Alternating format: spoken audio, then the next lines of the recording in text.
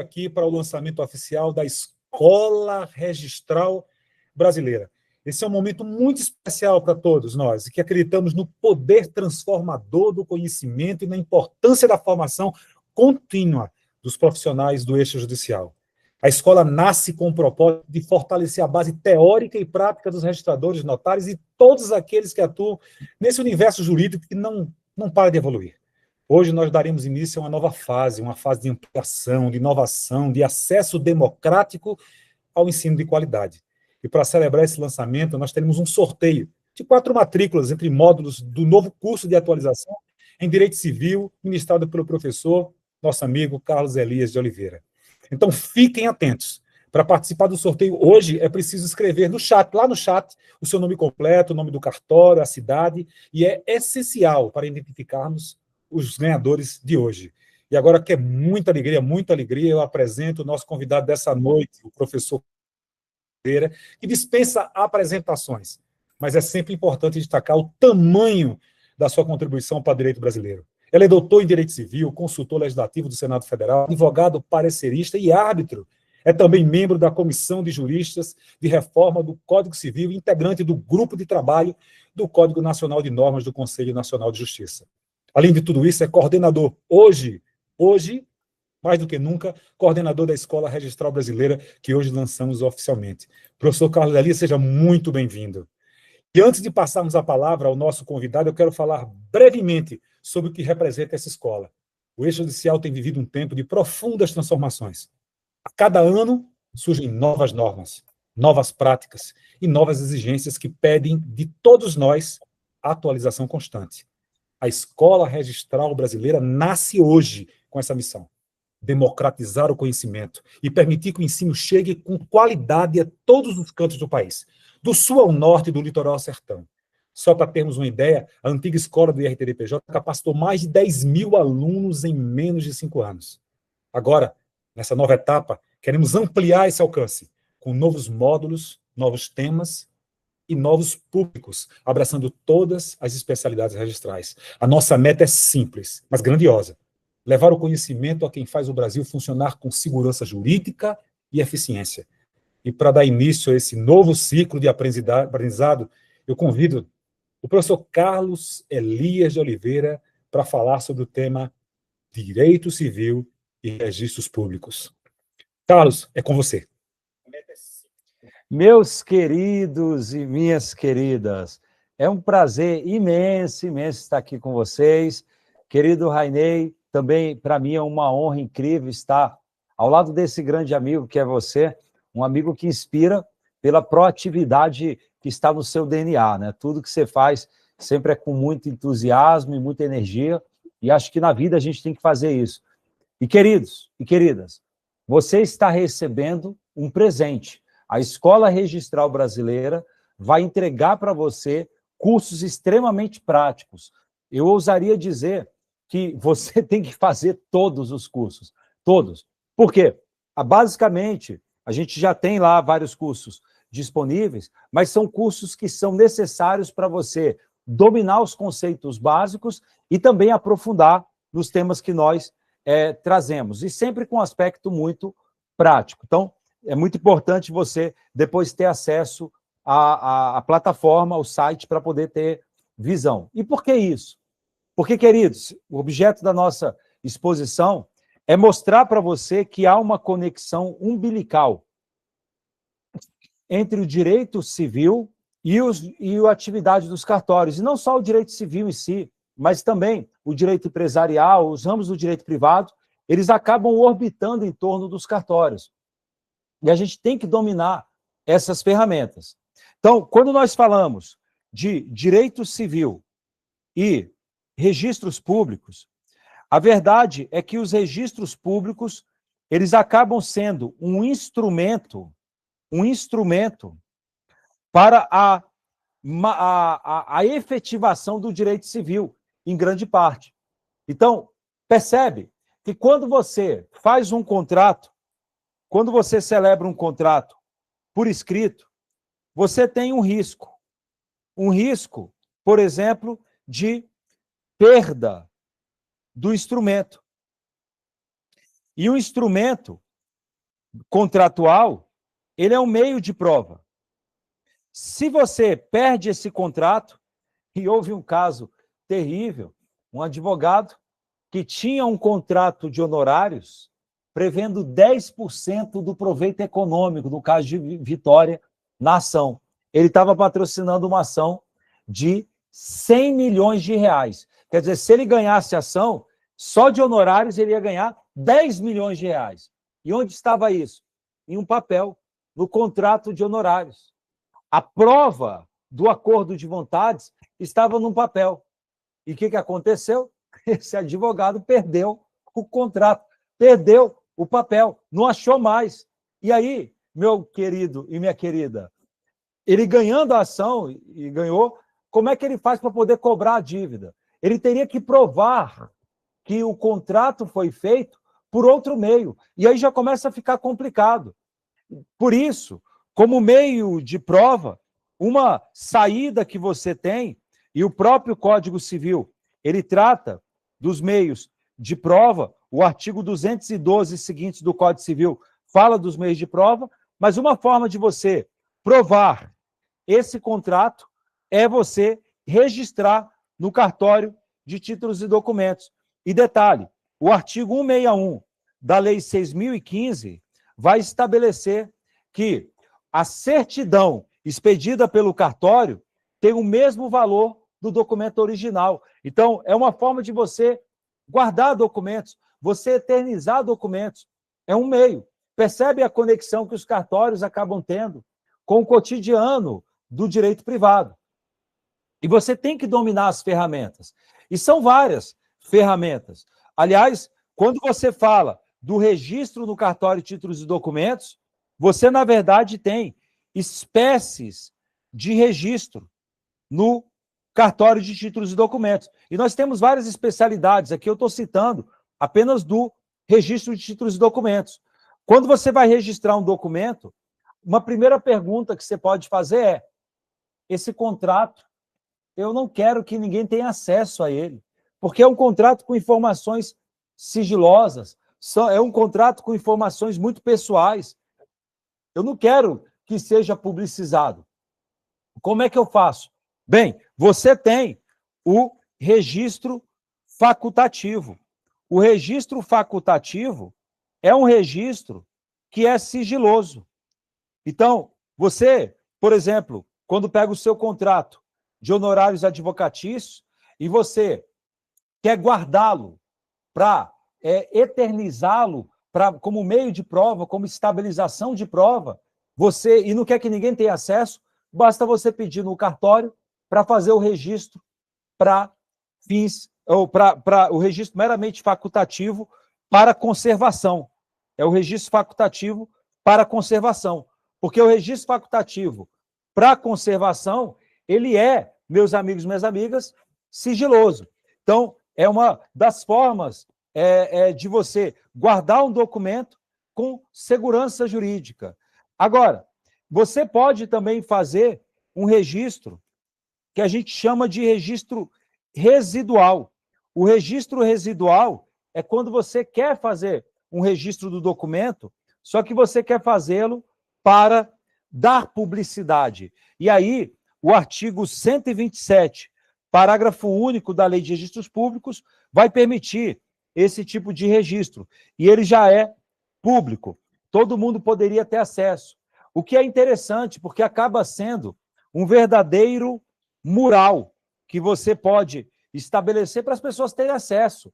Se você, por exemplo, é síndico de um condomínio, é recomendável você registrar as deliberações no cartório de documentos como registro residual. Por quê? Porque aí qualquer condômino ou pessoas que vão comprar apartamento podem ir lá e consultar as atas das assembleias.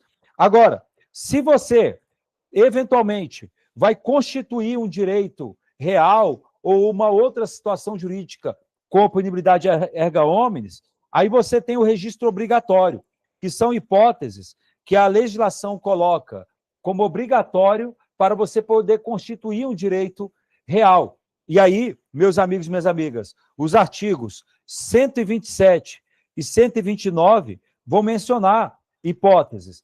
E, além disso, você vai ter outras leis, como o próprio Código Civil. Então, quando você vai instituir um direito real de penhor, você precisa registrar para poder dar publicidade e ter eficácia contra terceiros. Mas o detalhe é que os cartórios vão além do mero registro. Quando você, por exemplo, vem para o Brasil com um documento estrangeiro, você, por exemplo, se formou em Oxford e chega com o seu diploma estrangeiro. Para esse documento ser usado no Brasil, para você poder pegar essa certidão e utilizar aqui no Brasil, eventualmente para homologar e etc., você precisa, eventualmente, no caso de documentos estrangeiros, você precisa registrar a tradução juramentada no RTD para produzir efeitos contra terceiros, a artigo 148 da Lei de Registros Públicos. E por que esse registro? Para produzir efeitos contra terceiros. Porque, como é um documento estrangeiro, a ideia é que você precisa deixar esse documento em um local onde terceiros podem eventualmente ter acesso, já que o documento está no exterior e haveria uma dificuldade de as pessoas obterem acesso a esse documento exterior. Então, você acaba tendo várias aplicações práticas.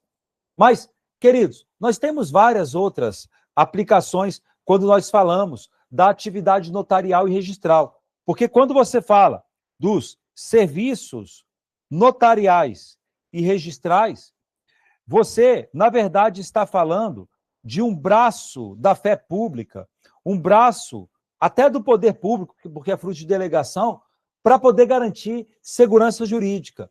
E um dos movimentos que está em plenos pulmões, impulsionado pelo legislador, é um movimento de desjudicialização, ou, como alguns preferem dizer, extrajudicialização. Alguns fazem a distinção falando o seguinte: desjudicializar é quando você tira do judiciário, e extrajudicializar é quando você torna facultativa a utilização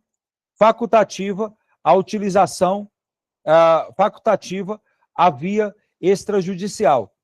Bem, no geral, o que tem acontecido são hipóteses de extrajudicialização, até porque, pelo princípio da inafastabilidade, todas as demandas podem ir para o judiciário. Então, de uma certa maneira, não daria muito para fugir do judiciário. Claro, ele dá a última palavra. Mas nós temos vários procedimentos extrajudiciais que têm surgido. Um deles, meus amigos e minhas amigas, é a busca e apreensão de bens móveis alienados fiduciariamente. E aí que está o detalhe. Quando você fala dessa fiduciariamente, dessa possibilidade, você está falando do Decreto-Lei 911, com a alteração que foi feita pela Lei das Garantias. E detalhe, o Supremo Tribunal Federal já deu sinal verde, é constitucional. Você pode se valer de meios de busca e apreensão nos cartórios. É claro, o Supremo apenas afirmou o óbvio, que é claro que o registrador não vai, no procedimento de busca e apreensão, arregaçar a manga e chegar no devedor, espancá-lo e tomar o veículo. Claro, o Supremo falou, olha, você pode exercer, mas você não vai poder praticar esses atos diretamente de violência e tal. Claro, deu interpretação conforme, afirmando o que é óbvio, mas que é necessário para, evidentemente, deixar as balizas. Mas esse procedimento, se uma pessoa tem um bem imóvel alienado fiduciariamente para garantir uma dívida, e aí você inclui veículos que foram alienados fiduciariamente, você inclui maquinários, às vezes computadores, às vezes empresas que, para poder comprar o seu maquinário, aliena fiduciariamente o maquinário. Nessas situações, você pode se valer de um procedimento que acontece perante o cartório de títulos e documentos. É um procedimento sensacional pelo fato de desburocratizar e facilita a vida da própria população, de uma certa maneira, porque você reduz o valor de juros e de empréstimo, porque no momento em que o credor tem mais facilidade e é menos burocrático para ele recuperar o crédito, a verdade é que você acaba tendo até uma redução do valor dos juros posteriormente. Agora, tudo isso feito, evidentemente, com toda cautela. Mas, percebe, é um dos movimentos que nós temos. E nós temos vários outros movimentos de desjudicializações. Então, por exemplo, no registro de imóveis, nós temos o uso capião extrajudicial. Então, você tem o artigo 216-A da Lei de Registros Públicos, que prevê um procedimento de uso capião extrajudicial. Aliás, o legislador está em marcha, né? O legislador tem criado novas hipóteses e tal, e penso que, em breve, o legislador deve até passar a disciplinar também o uso capião de bens móveis, com M de Maria, também de forma extrajudicial. A questão é que não é tão recorrente, porque os bens móveis, em geral, têm uma durabilidade não tão longa, né? Mas seria possível também prever, e, naturalmente, a vocação aí seria do cartório de títulos e documentos. Mas você também tem o procedimento de adjudicação compulsória, que é um procedimento que acontece, extrajudicial, que acontece também perante o cartório de imóveis, porque aqui é a adjudicação compulsória envolvendo bens, imóveis, né, frutos de promessa de compra e venda, e você vai ter a disciplina no artigo 216-B da Lei de Registros Públicos. Mas, e aqui é apenas uma pequena amostra das várias hipóteses de desjudicializações. Você vai ter várias outras situações, porque a verdade é que nós temos uma tendência de desburocratização. E aí você me diz, mas por que ficar desjudicializando? Porque, queridos, preste bem atenção, juiz, magistrado, é uma mão de obra muito valiosa e muito sofisticada do ponto de vista de capacitação. E acaba que, por conta disso, você tem que ter uma remuneração adequada. Não dá para você ter uma quantidade gigantesca de magistrados. Não dá, não dá. Você tem uma quantidade limitada. Só que, paralelamente a isso, você tem uma avalanche infindável de processos enchendo as estantes do judiciário.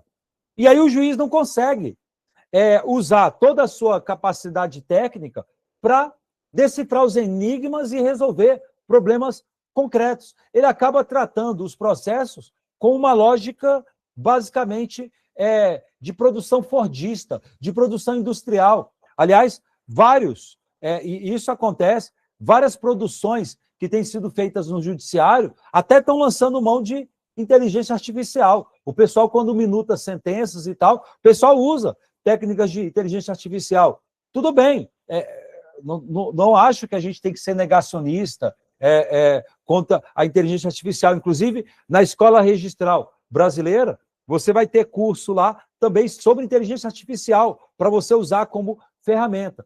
Mas o fato é que a inteligência artificial, ela nunca, na minha visão, vai conseguir retratar exatamente todas as particularidades. Um caso concreto, você tem também que analisar aspectos que não são propriamente dentro de uma linguagem de 1 ou 0, de sim ou não. Existem particularidades que envolvem emoção, envolvem um tipo de raciocínio que depende do ser humano. E, por isso, o magistrado tem que ficar livre. O magistrado não é uma produção industrial, o magistrado não é uma máquina para ficar produzindo como se fosse uma máquina em produção fordista. Não, o magistrado, ele tem que pegar casos complexos e resolver com sofisticação. E por isso a gente tem que tirar do judiciário aquilo que, evidentemente, é uma gordura. Essa é a ideia do movimento de desjudicialização que nós temos.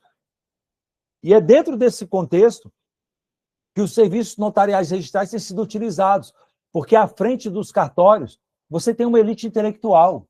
Quando você fala de tabelião e registrador, você está falando de ex-juízes, você está falando de ex-promotores, você está falando de ex-advogados públicos, você está falando de professores acadêmicos extremamente aprofundados e com alta reputação, você está falando de uma elite intelectual que tem total capacidade intelectual de dar vazão a esses tipos de demandas. Então, por exemplo, o registro civil das pessoas naturais, por exemplo, ele tem sido a todo instante demandado. E o legislador tem confiado, inclusive, na própria atuação do próprio registrador. Então, quando você fala, por exemplo, de parentalidade socioafetiva, olha que interessante. O provimento 149 do CNJ, que é o Código Nacional de Normas, ele vai permitir que você faça o reconhecimento da paternidade socioafetiva diretamente perante o registro civil das pessoas naturais. Não precisa do juiz, desde que você tenha um consenso e o registrado seja maior de 12 anos. Então, tem que ser um adolescente, no mínimo, né? Tem que ter mais de 12 anos. E aí, a lei vai dizer que o registrador ele vai receber os documentos, ele vai fazer uma análise para ver se realmente há uma certa segurança de que realmente aquilo não é uma fraude, que realmente aquele pai socioafetivo que quer entrar no assento de nascimento realmente é alguém que aparenta ser pai mesmo. Então vai ver fotos e tudo. Por que o legislador entregou essa análise, que é uma análise intelectual, para o registrador? Porque o registrador é um jurista. A Lei 8935 fala que os tabeliães e os registradores são profissionais do direito. E, aliás, são profissionais de direito de alta performance. Você está falando de pessoas selecionadas em concursos públicos dificílimos, com alta capacidade intelectual. Tem capacidade, sim, para analisar juridicamente os efeitos. Então, o registro civil das pessoas naturais, por exemplo, tem sido demandado. Por exemplo, o legislador tem colocado vários aspectos de confiança, propriamente, por conta desse movimento de desjudicialização. E, claro, quando você vai tratar, por exemplo, de mudança de nome, isso aí é fantástico. Meu querido, quando você nasce, quem dá o seu nome é seu pai e sua mãe. Ninguém te consulta, não. Ninguém te consulta. E, às vezes, o pessoal te dá um nome que você não quer. Não quer, mas você é criança, não tem nem como reclamar. E aí eles te dão um nome com o qual você não se identifica. Quando você fica maior de idade, a lei de registros públicos diz, ô fulano, já que quem te deu o nome foram os teus pais, você não pode escolher, então você pode mudar o seu nome, o seu prenome, uma vez na vida, diretamente no cartório. Pode ir lá e mudar. Ah, meu nome é Carlos Eduardo, eu quero mudar para Bruno, eu quero mudar meu nome para Bruno. Posso mudar? Posso. Basta ir lá no cartório, no registro civil das pessoas naturais. Antigamente precisava de decisão judicial, mas o legislador falou, olha, para que eu vou ficar perturbando o juiz para uma situação dessa? Pelo amor de Deus, vamos ser razoáveis. E aí, a própria Lei de Registros Públicos, artigo 56 da Lei de Registros Públicos, vai dizer que você pode mudar o seu prenome diretamente no cartório. E mais, o sobrenome também, você pode ter algumas alterações diretamente no cartório. Só que você tem que tomar cuidado. Porque é o seguinte, o pré-nome, que é a parte inicial do seu nome, ela tem uma finalidade, te individualizar. O que te individualiza é o seu pré-nome. Então, quando você fala Rainei, você já pensa logo nesse grande amigo, grande jurista, que é o presidente do Instituto de Registro dos Documentos e Pessoa Jurídica. Você pensa nele, porque é o que individualiza. Mas, quando você fala do sobrenome, o sobrenome não tem finalidade de individualizar. O sobrenome tem finalidade de te ligar à sua família, à sua árvore genealógica, à sua ascendência. E isso é necessário. Há pessoas, por exemplo, que querem a cidadania italiana, e houve mudanças aí, toda hora fecham as portas, né, e dificultam. Mas para você poder pedir a cidadania italiana, você tem que provar que você é descendente de italiano. E como é que você vai provar essa linha ascendente na sua família? Você precisa, eventualmente, buscar pistas, buscar informações no registro.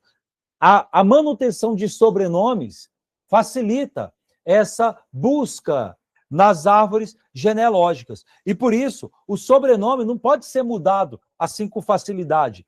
E aí a diretriz é o seguinte, a regra, você não pode retirar sobrenomes originários. Ou seja, você não pode retirar sobrenome que você recebeu quando você nasceu. Não pode. A diretriz é, você pode acrescentar sobrenomes. Você casou, você pode acrescentar o sobrenome da sua esposa, do seu marido. Você, eventualmente, por exemplo, eu, né? Carlos Eduardo Elias de Oliveira, meu nome. Meu bisavô era árabe.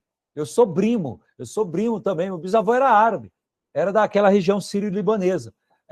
E o nome dele era Elias Royá Asbek. Asbek, tinha um Asbek nele. Eu poderia, eventualmente, não preciso de decisão judicial, eu poderia ir diretamente no cartório de registro civil das pessoas naturais e acrescentar o sobrenome do meu bisavô. Basta eu provar que eu sou bisneto dele e pronto, eu posso acrescentar. Mas eu não posso inventar sobrenome. Eu não posso, por exemplo, acrescentar o sobrenome Marinho, do Rainei Marinho, por exemplo. Não posso acrescentar o sobrenome Marinho. Por quê? Porque ninguém na minha família tem o sobrenome Marinho. E sobrenome não é para individualizar. Sobrenome é para vincular a pessoa à sua família, à sua ascendência. E em nome do princípio da verdade registral, você precisa necessariamente só acrescentar. Agora, posso excluir sobrenomes derivados. Como assim sobrenomes derivados? Por exemplo, sobrenomes que foram acrescentados depois que eu nasci. Por exemplo, por conta do casamento. Então, eu casei, acrescentei o sobrenome da minha esposa, eventualmente no meio do casamento, até antes do divórcio, eu posso eventualmente tirar o sobrenome dela se eu quiser, e vice-versa. E depois que divorciar, também pode retirar. E tudo isso diretamente no cartório. Artigo 57 da Lei de Registros Públicos. Percebe como a conexão é umbilical entre as várias matérias do direito civil e da prática do direito civil com o nosso cotidiano. E você precisa ter domínio de tudo. Quando você fala, por exemplo, de direito de família, por exemplo, você acaba tendo que conectar direito de família com direito empresarial, por exemplo. Você tem que conectar, não tem jeito. Não tem jeito. Porque a gente tem um fenômeno, meus amigos, de pejotização das pessoas naturais. A maior parte das pessoas hoje tem uma... Maior parte não, uma parte significativa das pessoas tem uma pessoa jurídica, na qual está o patrimônio dela. E isso, muitas vezes, é feito para fins tributários, para poder pagar menos impostos. Só que o buraco é mais embaixo. Não é só não pagar mais impostos. As pessoas fazem pessoas jurídicas para planejamento sucessório. E aí você tem arranjos que são feitos de pessoas que transmitem o patrimônio para a pessoa jurídica e depois pega as cotas da sociedade, e institui uma doação, entre aspas, na verdade é uma cessão gratuita com reserva de usufruto. E olha, posso te dizer uma coisa? Muita gente tem feito isso ao impulso daquelas informações de holding familiar. Eu quero fazer um holding familiar para fins de planejamento sucessório. Olha, eu te digo, tá assim, assim de casos de holdings familiares que foram montadas com gravíssimo erro. Gravíssimo erro. Isso pode explodir. É porque está popularizando agora. E sabe por que foi feito com gravíssimo erro? Porque as pessoas não dominam direito civil. Porque as pessoas, às vezes, vão lá, clicam, pegam um curso qualquer e tal, não tomam cuidado propriamente de aprofundar e fazem besteira. Inclusive, esse é um tema muito precioso, porque isso tem frequentado o cotidiano das pessoas. Inclusive, um dos cursos que eu deixo aqui com ênfase para vocês, que é aqui da Escola Registral Brasileira, a gente tem na Escola Registral Brasileira algumas séries de cursos, né?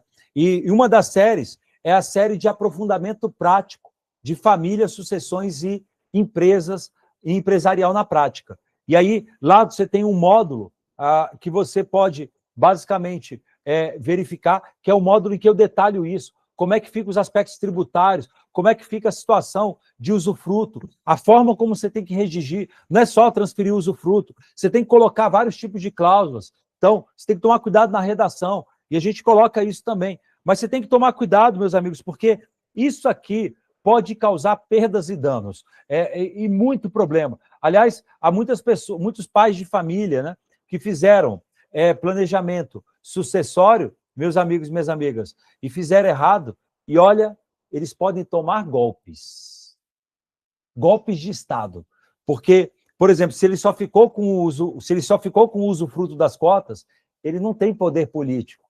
Os filhos podem colocá-lo numa instituição de longa permanência, nome de eufemismo para asilo, e deixar ele só para receber dividendos quando eles quiserem distribuir e tomar o poder. É possível isso, porque fizeram errado os atos. Muitas vezes não acontece porque os pais, às vezes, são respeitados pelo filho, mas ser humano é sangue vermelho, meu amigo. Pode ser seu filho, pode ser o que for. Ser humano é sangue vermelho. Ser humano, às vezes, faz coisa que você nem imagina. Mas família acaba tendo conexão total com direito empresarial e acaba também tendo conexão com os cartórios. Porque quando você fala dessa conexão com os cartórios, você tem várias conexões. Às vezes você vai ter que registrar, você que vai criar uma associação, por exemplo, algumas famílias que criam associação e registram no cartório de registro civil das pessoas jurídicas. Por que associação? Há casos, por exemplo, lembro de um amigo, né? Ele e a família, então vou chamar de família Castro. A família Castro queria comprar uma casa na praia. Para quê? Para dezembro, todo mundo ir para lá, para aquele congraçamento familiar, para todo mundo se encontrar lá na praia, em Maceió. Muito bem. E aí, eles querem comprar o imóvel. O que eles fazem? Montam uma associação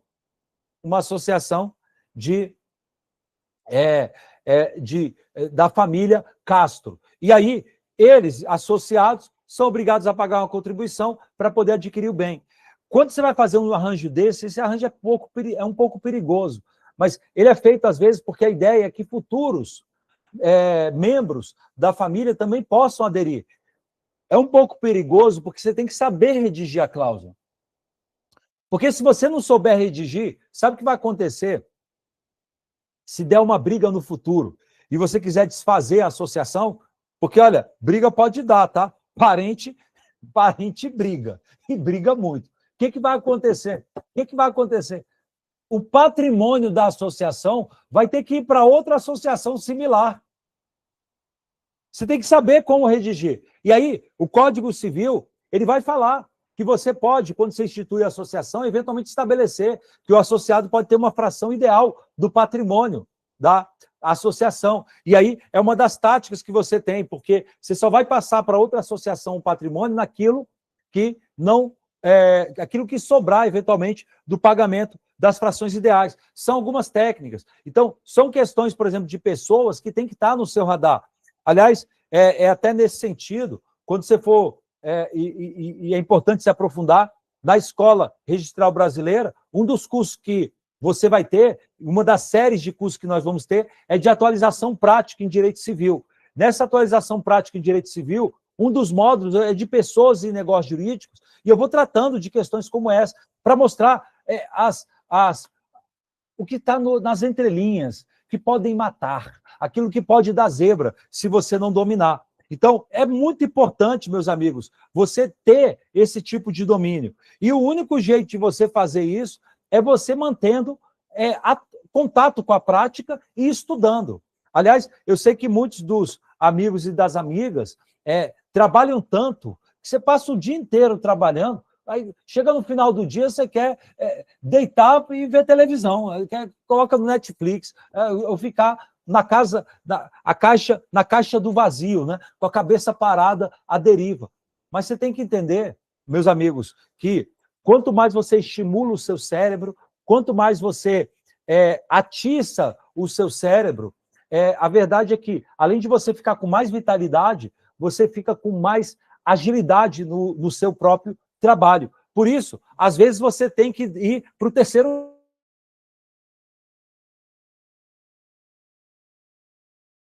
se capacitar. E a escola, de uma certa forma, oferece cursos nesse sentido. Mas eu prossigo para dizer que nós temos, quando nós falamos de questões envolvendo o direito civil como um todo e a sua forte conexão com os demais ramos, você tem que tomar muito cuidado com questões envolvendo contratos.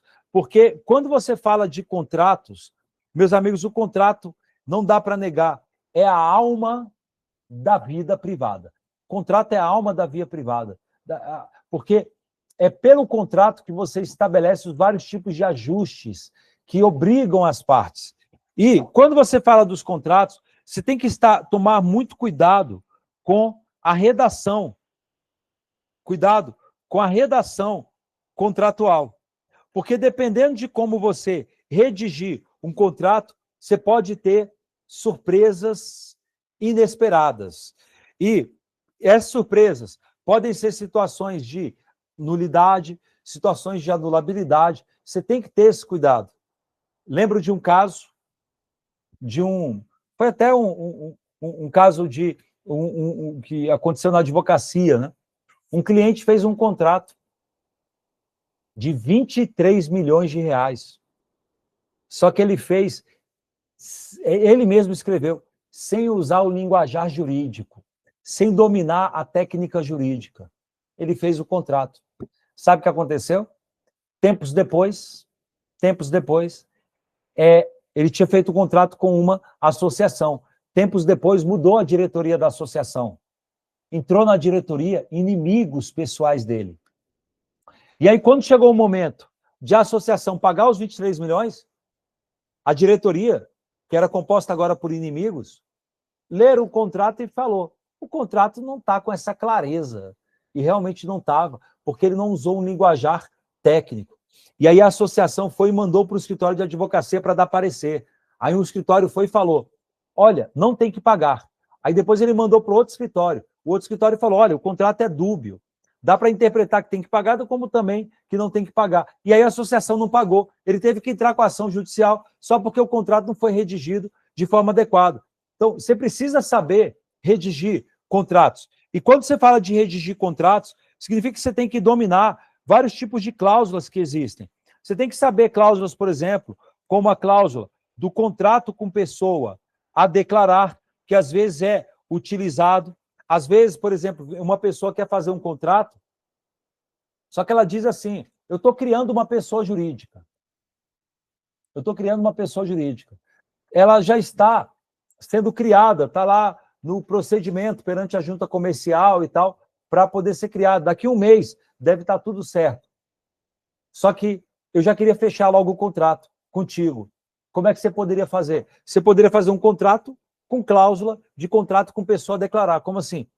Você aparece como parte, só que você coloca uma cláusula dizendo, eu me reservo o direito de indicar uma outra pessoa jurídica para me substituir e entrar no polo desse contrato posteriormente. Basta eu te notificar. E você coloca as condições. É uma cláusula que tem no Código Civil. É uma cláusula que é importante você dominar. E tudo dentro dessa lógica de você prestigiar, meus amigos e minhas amigas, a forma técnica de redação contratual. E, de uma certa forma, isso acaba comparecendo no cotidiano dos cartórios.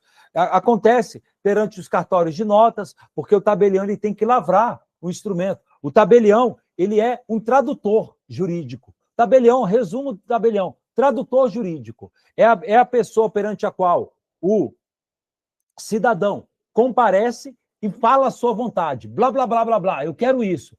O tabelião, então, pega aquela informação e traduz juridicamente, escrevendo o ato. E, muitas vezes, o tabelião tem que apontar essas técnicas. E, eventualmente, essa escritura, que é lavrada pelo tabelião, às vezes ela vai ser levada para o cartório de títulos e documentos, quando, por exemplo, envolve um registro obrigatório ou uma situação de um registro facultativo. Às vezes ela é levada para o registro de imóveis, aí o registrador de imóveis tem que saber se pode ou não registrar. Percebe que você acaba tendo uma ligação com tudo na prática. E isso por conta da atuação que nós temos da técnica do direito contratual com o direito civil como um todo. Então, eu citei para vocês várias hipóteses que têm que estar no seu radar pela grande importância delas.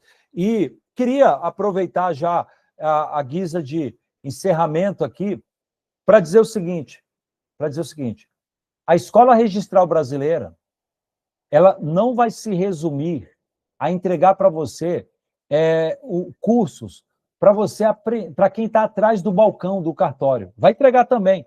Quem está atrás do balcão, a nossa ideia é o seguinte, todos os cartórios de registros que existem, a nossa ideia é, você vai ter cursos com preços extremamente acessíveis, como se fosse curso de iniciação. Então, um registrador contratou um novo funcionário.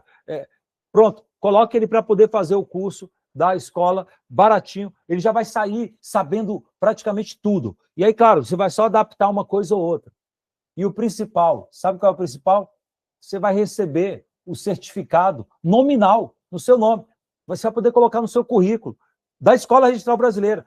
E aqui a ideia é que você tenha aula com professores extremamente reconhecidos, com muita atuação prática. A ideia é que você saia daqui com uma capacidade técnica gigantesca. Só que não é só para quem está atrás do balcão. E aí também você inclui o próprio registrador, que também vai encontrar nos cursos aqui formas de aprofundar. Então, você vai ter, já tem inclusive na plataforma, cursos, por exemplo, lá da atualização prática, que a gente coloca várias questões extremamente sofisticadas de direito sucessório, de direito de família, de outras questões práticas, que o tabelião tem que saber também, é uma forma de você se reciclar.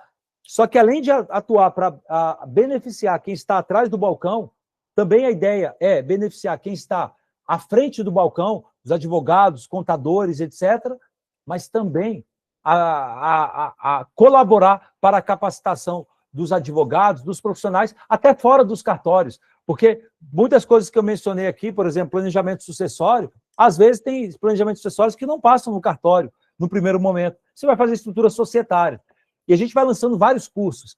Então, é importante, recomendo com ênfase, siga o perfil da Escola Registral Brasileira. Além das dicas que você vai encontrar lá periodicamente de direito, questões práticas, você também vai ficando a par dos cursos que serão lançados. E olha, com preços acessíveis. Você está falando, olha só, você está falando de cursos que vai chegar a R$150. Não dá um almoço. O almoço no Coco Bambu dá, um casal vai dar 150. E o curso extremamente prático e às vezes longo. Por que a gente está tentando colocar essa ideia? Porque é para facilitar, para você poder colocar no seu currículo. E cada módulo, cada curso que você faz, você recebe.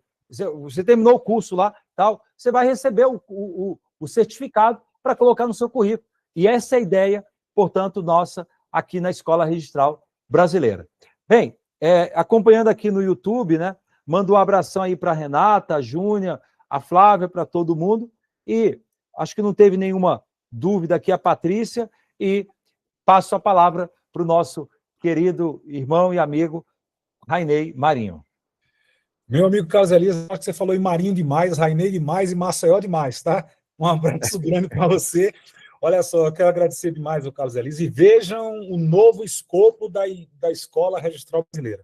Eu preciso agradecer, Carlos, agora nesse momento, a professora Vanusa, que começou esse projeto lá atrás com a Escola Registral Brasileira, né? E hoje a gente tem que agradecer demais dela.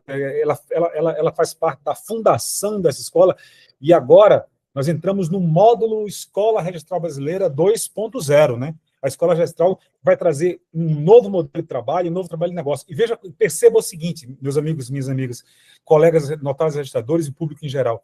A escola já tem um desenho diferente do Dr. Carlos Elias. Então, ele foi muito feliz em criar uma exposição muito boa.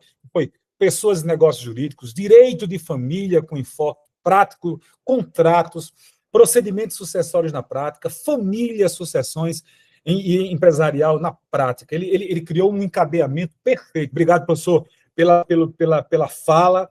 E eu queria dizer agora a você o seguinte, agora, meus amigos, é com enorme satisfação que anuncio agora, oficialmente, que o site da Escola Registral Brasileira está no ar. Basta você entrar lá na internet, www.escolaregistralbrasileira.com.br. Lá vocês vão encontrar os cursos todos disponíveis e poderão realizar as inscrições agora, imediatamente. Não perca tempo. Vá lá e se inscreva. E atenção, quem está aqui na live tem direito a 50% de desconto nas inscrições realizadas até hoje, meia-noite, professor. Até hoje, meia-noite, 50% de desconto no lançamento da nossa escola. E o código de desconto é Escola 50.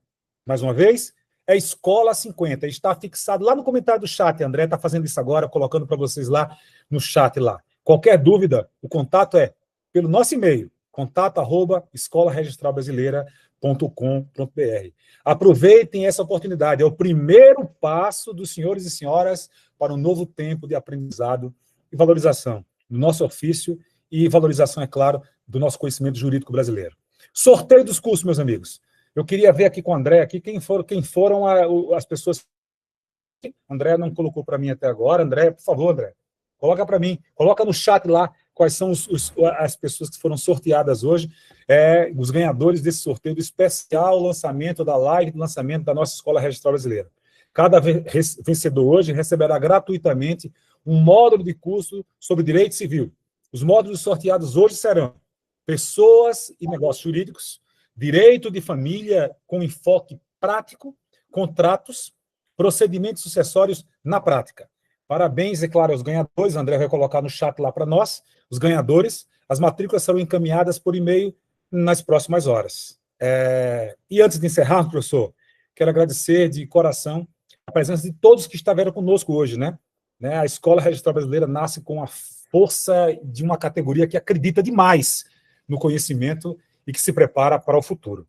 E, atualmente, professor, agradeço a confiança, professor Carlos Elias, pela parceria e, principalmente, pela generosidade em compartilhar tanto conteúdo e experiência conosco, não só hoje, mas continuará compartilhando durante todo o tempo da escola lá. Professor, deixo com você as palavras para suas considerações finais. Por favor, professor. Exato. E até olhando aqui no chat, um abração aí para a nossa querida Vanusa, que inclusive continua também com aulas aqui fantásticas, também na escola, né? E além disso, o Felipe perguntou se o conteúdo é gravado. Sim, é gravado, porque é o seguinte, Felipe, a ideia por isso que a gente está colocando preços acessíveis, e detalhe, ainda está com 50%, já estava com preço extremamente acessível, ainda está com 50% para quem fechar hoje, né, até meia-noite. Mas a ideia é você poder assistir aonde você quiser. E a ideia nossa é que os cursos sejam mais rápidos. É interessante isso, Rainei. A gente basicamente conseguiu colocar alguns cursos que vão ter 2 horas, tem curso que tem 5, tem curso que oscila, mas a gente consegue colocar praticamente tudo que importa na prática, mas muito aprofundado. E em um linguajar que até você que nem é do direito, você consegue entender. E quem é do direito, vê que você aprofunda muito. Quase que tem uma magia na forma de estruturação da aula, e você vai ver isso à medida que você for assistir. E você tem que se manter atualizado. E a ideia a todo momento, você vai ter lançamento de cursos novos na plataforma da escola. Então, é importante você se manter conectado no Instagram da Escola Registral Brasileira, porque lá vai tendo as divulgações e vocês vão seguindo. Também o Francisco aí, um abração para o Francisco. Estou vendo aqui as questões. Enfim, o curso fica, portanto, lá gravado e disponibilizado para vocês. E uma coisa importante no perfil da Escola Registral Brasileira, você vai encontrar conteúdos também. A gente vai divulgando sempre dicas e tal, os professores vão participando. A gente, em breve, vai lançar um curso também da reforma tributária, inclusive com quem trabalhou na redação da norma e tal. Então, são vários cursos para a sua capacitação e sempre com aquela ideia, tentar ser o preço mais acessível possível para todos poderem fazer. Quem está do Acre até o Rio Grande do Sul, em todos os municípios, das capitais, no interior, todo mundo possa ter acesso a uma educação de qualidade. Professor, eu queria só anunciar a todos aqui, a André acabou de colocar aqui no chat para mim, os ganhadores do curso, os felizes ganhadores do curso de atualização da prática do direito civil no módulo 1. É o Jota, Joatan Abreu, de Curupi, Tocantins, e no módulo 1. E o módulo 2, a Riane Bezerra Alves, de Garanhuns, Pernambuco. Módulo 3, Carlos Santos, de Apucarana, no Paraná, professor. Paraná. Muito bom. Parabéns aí para o Carlos, para quem mais? Para o Abreu, o Joatan Abreu e Riane Bezerra Alves. E Riane, parabéns aí para vocês. Eu acho que vocês vão gostar bastante. Vocês já vão ter acesso aí ao curso, né? E, olha, não perca essa oportunidade. Escute. Isso aqui é algo que eu considero ser uma das coisas mais importantes na vida. Se mantenha atualizado. Você facilita a sua vida. Você não tem noção. Você que, por exemplo, trabalha em cartório, por exemplo, a sua vida fica muito mais fácil, você consegue resolver os problemas mais rapidamente, você evita erros, porque você está se mantendo atualizado. E olha, as aulas aqui eu posso te dizer, você vai gostar, você vai até se divertir. É melhor do que ver dorama. De série. É melhor do que assistir. Assista as temporadas da Escola Registral Brasileira. Assista a série. Você vai perceber, a forma de envelopar o conteúdo é uma forma cativante também.